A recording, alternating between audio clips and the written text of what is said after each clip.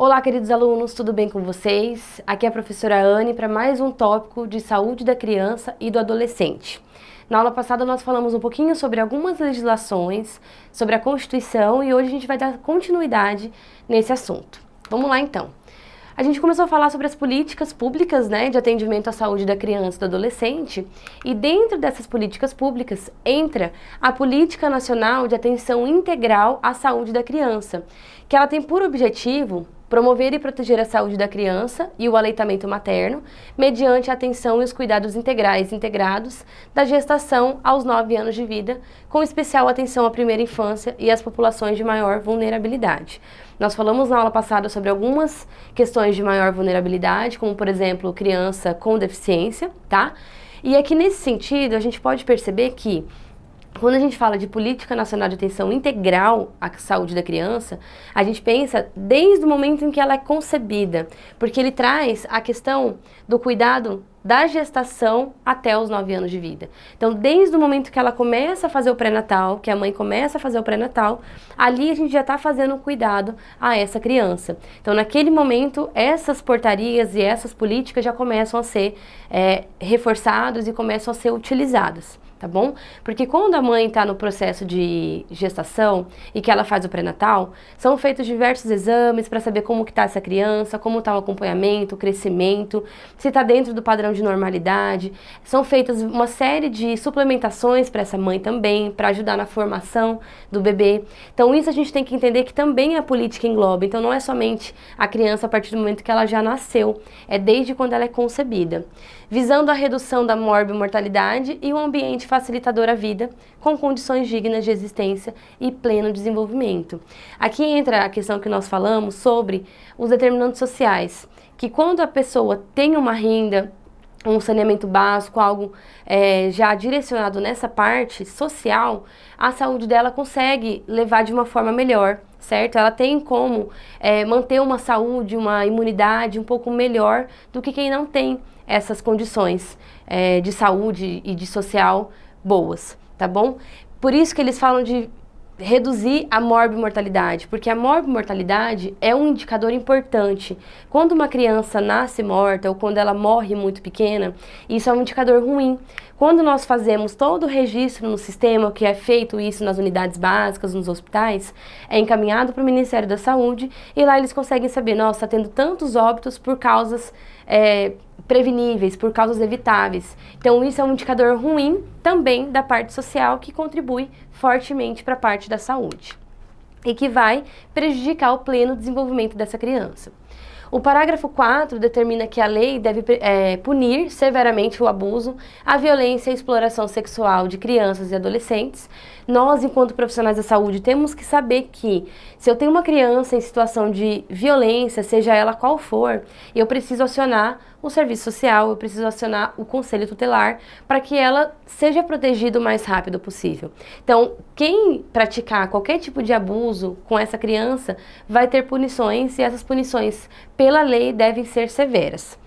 O parágrafo 5º define que a adoção deve ser assistida pelo governo, conforme previsto em lei, que deve estabelecer casos e condições para adoção por estrangeiros também.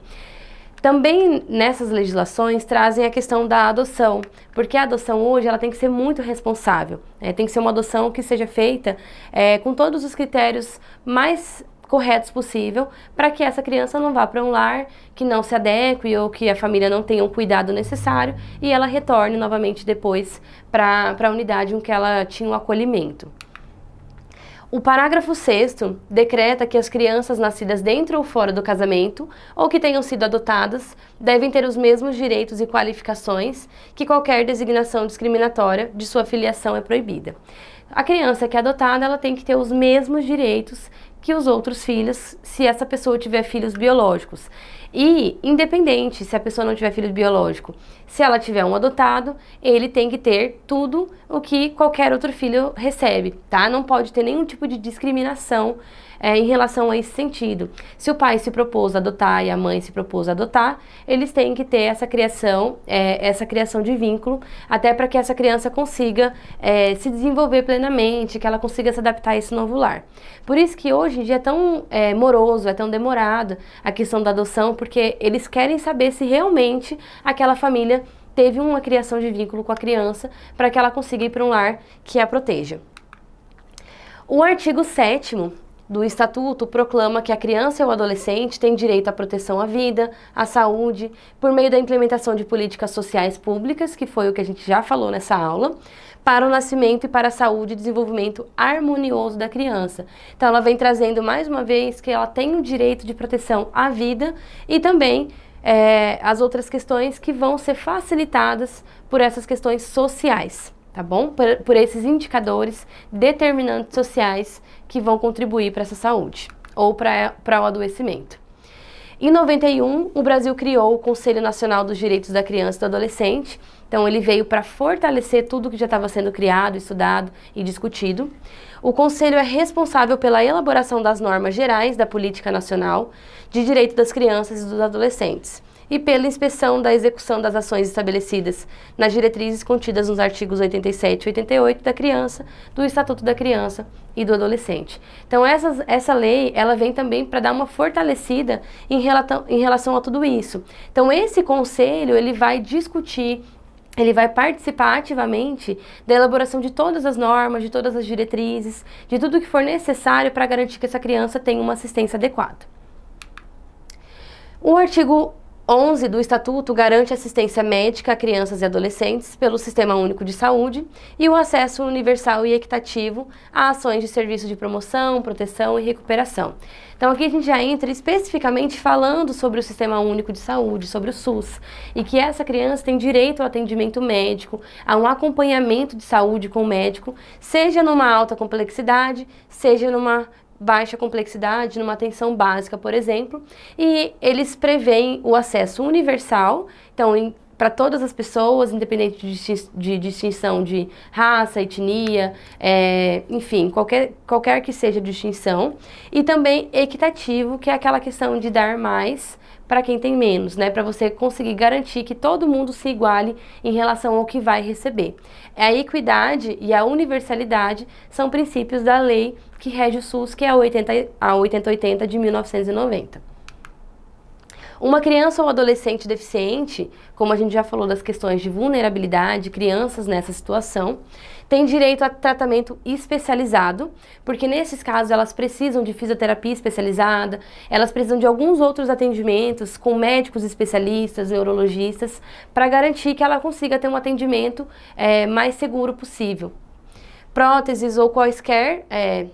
É dever do governo fornecer medicamentos, próteses ou quaisquer outros meios relacionados ao tratamento médico, habilitação, reabilitação para os necessitados. Então, nesse sentido, o SUS também prevê, na verdade as políticas prevêem que o SUS vai disponibilizar também medicações, órtese e prótese.